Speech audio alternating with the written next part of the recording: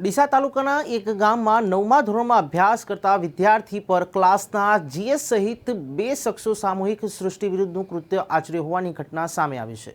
1 વર્ષથી સગીર સાથે સૃષ્ટિ વિરુદ્ધનું કૃત્ય આચર્યા બાદ હવે તેને બ્લેકમેલ કરી પૈસા પડાવતા પીડિત યુવકના પરિવારે ફરિયાદ નોંધાવતા તાલુકા પોલીસે તપાસ હાથ ધરી છે।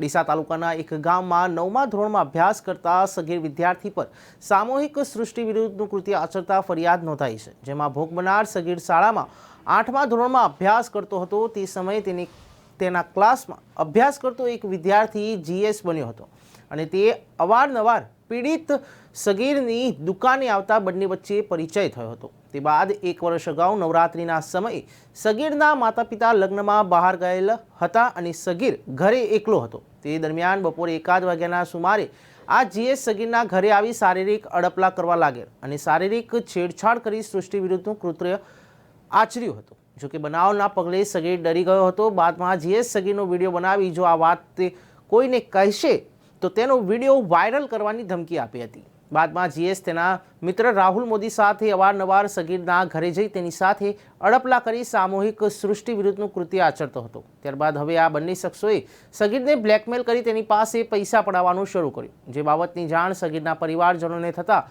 તેઓ તરત જ ડીસા તાલુકા પોલીસ મથકે પહોંચ્યા હતા અને છેલ્લા 1 વર્ષથી સગીર પર સામૂહિક સૃષ્ટિ વિરુદ્ધનું કૃત્ય આચરનાર જીએસ અને રાહુલ કનુભાઈ મોદી બંને સામે ફરિયાદ નોંધાવતા ડીસા તાલુકા પોલીસે તપાસ હાથ ધરી છે।